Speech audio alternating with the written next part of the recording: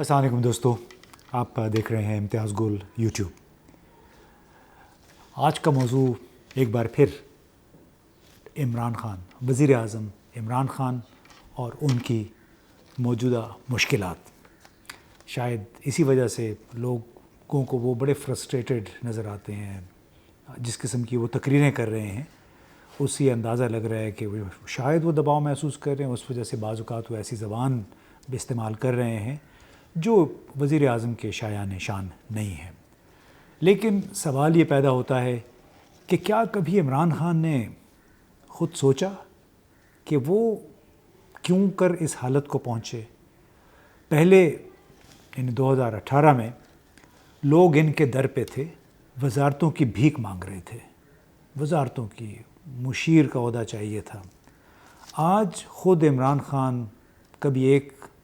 گھر میں کبھی دوسرے گھر میں دوسروں کے در پہ کھڑے ہیں اپنی حکومت کی بقا کے لیے، اور سوالی بن کر وہاں گئے ہیں، معذرت خواہانہ رویہ بھی اختیار کیا ہے۔ اس کی کوئی تو وجہ ہوگی، اس پہ شاید انہوں نے غور نہیں کیا ہے۔ حالات کی رو روی میں یوں ہی وہ چلتے گئے اور آج خود کو مسائل میں گھرا ہوا، پتہ ہے سیاسی مسائل میں، اقتصادی مسائل شاید اتنے نہیں ہیں لیکن سیاسی مسائل میں زیادہ وہ گھرے معلوم ہوتے ہیں۔ اب کچھ بنیادی سوالات ہیں اس حوالے سے۔ لوگ یہ پوچھ رہے ہیں کہ آخر یہ کیوں ہوا، کیسے ہوا؟ سب سے پہلے تو بات اگر کریں کہ آپ کے جو اتحادی تھے، اور یہ براہ راست سوال وزیر اعظم عمران خان سے ہے کہ آپ کے اتحادی G D A, P M L Q, B N P اور باپ یعنی بلوچستان عوامی پارٹی، ان کے ساتھ معاہدہ کس نے کیا تھا؟ بنیادی طور پہ اتحاد جب کوalition بن رہا تھا تو وہ معاہدہ جناب جہانگیر ترین نے کیا تھا۔ لیکن آج جہانگیر ترین کہاں ہیں؟ ان کو تو آپ کو اے ٹی ایم کہا جاتا تھا، اور وہی جہانگیر ترین ہیں جن کے پیچھے سب رواں دواں ہیں، چاہے وہ جہانگیر ترین گروپ ہے، چاہے علیم خان ہے، چاہے کیو لیگ ہے، وہ 5 ووٹوں والی کیو لیگ، اور کس طرح وہ بڑھ چڑھ کے وزارت اعلیٰ اور پتہ نہیں کیا کیا باتیں کر رہے ہیں۔ اب سوال یہ ہے کہ جہانگیر ترین کہاں ہیں، کیوں کر اور کس نے انہیں اس طرح سائیڈ لائن کروایا اور ان کی جو 12 سال کی پارٹی کی رفاقت تھی اس کو خاک میں ملا دیا۔ دوسرے صاحب علیم خان، ان کو بھی آپ کا اے ٹی ایم کہا جاتا تھا، اور ان کا یہ شکوہ تھا کہ آپ وزیر اعظم صاحب خود سے پوچھیں کہ وہ کون لوگ تھے جن کی وجہ سے علیم خان نے 100 دن جیل میں گزارے۔ کیا کوئی الزام ان پہ ثابت ہوا؟ الزام تو ویسے آپ نے کے دور میں جتنے لگے نیب کی طرف سے اپوزیشن کے سیاستدانوں پہ، ایک بھی ثابت نہیں ہوا۔ یعنی وہ ایک ٹرک کی بتی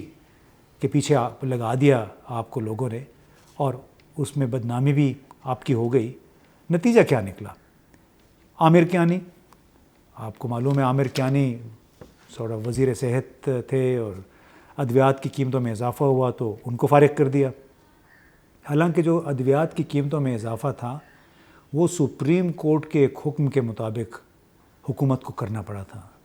اور یہ بھی بڑی مزے کی بات ہے کہ سپریم کورٹ کے چیف جسٹس اس وقت کے میاں ثاقب نثار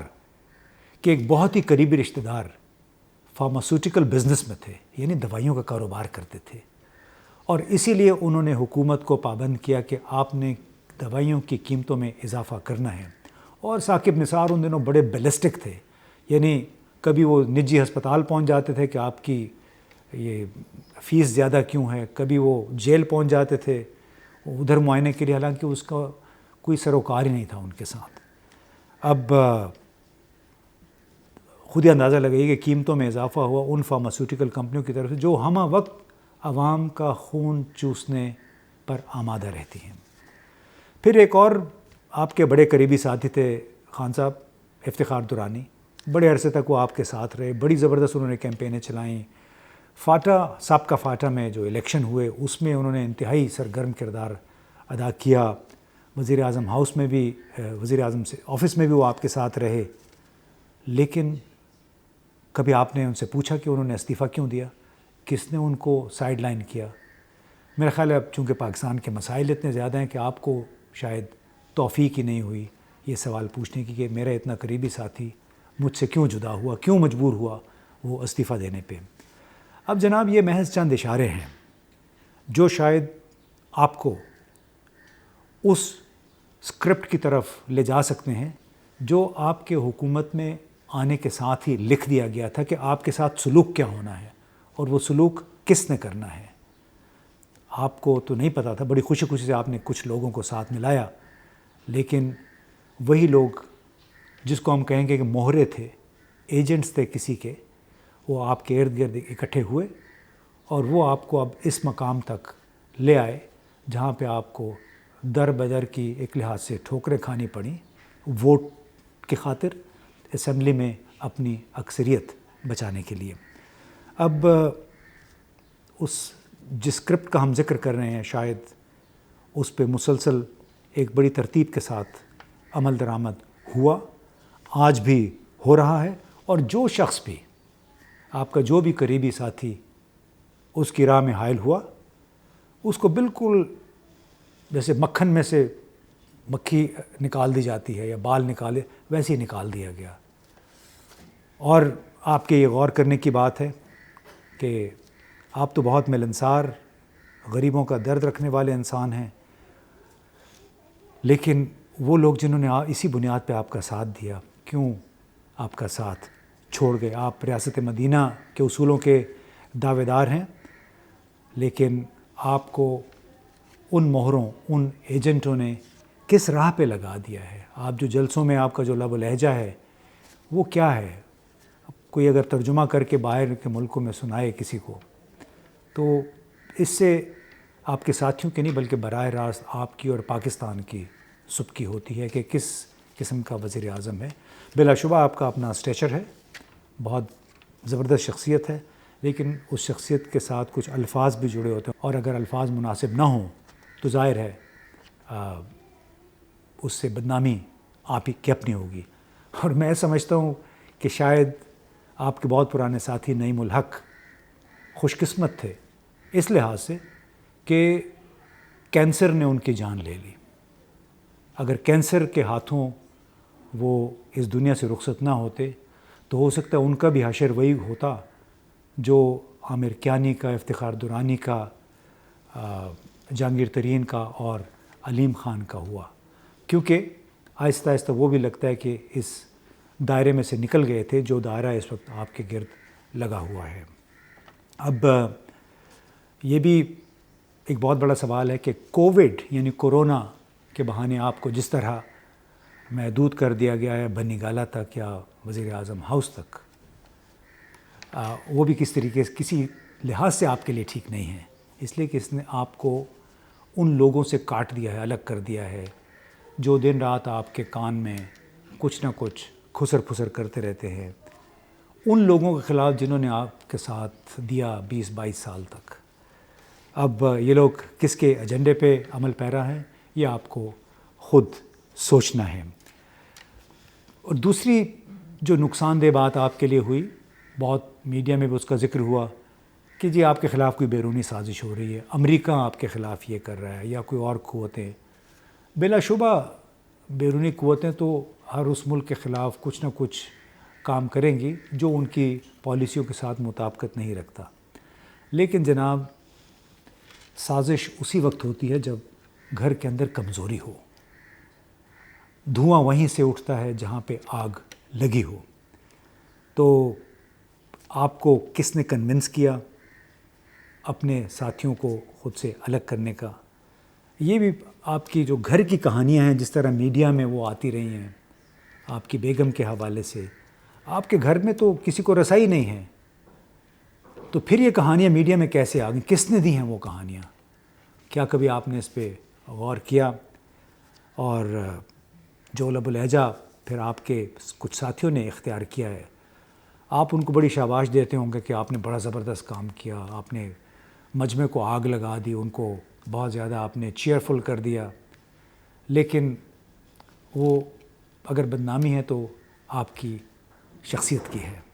اور جو خاتون اول ہیں اس کے حوالے سے بھی وہ بھی اسی لیے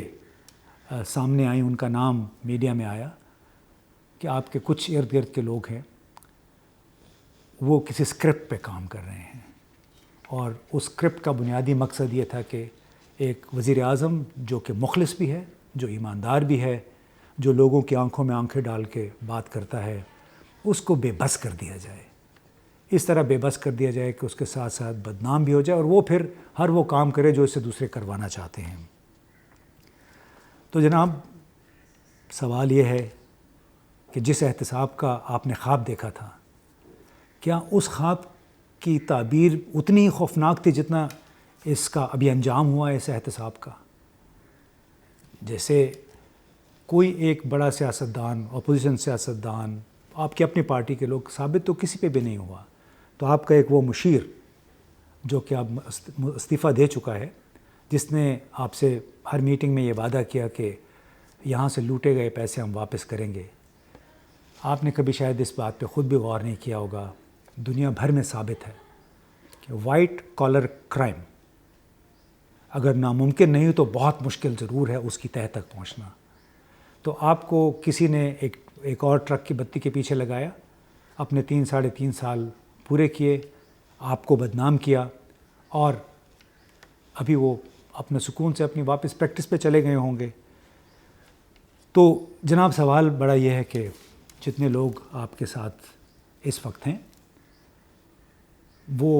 2013 میں اور 2018 میں کیا یہ سارے وہی لوگ ہیں، یا پھر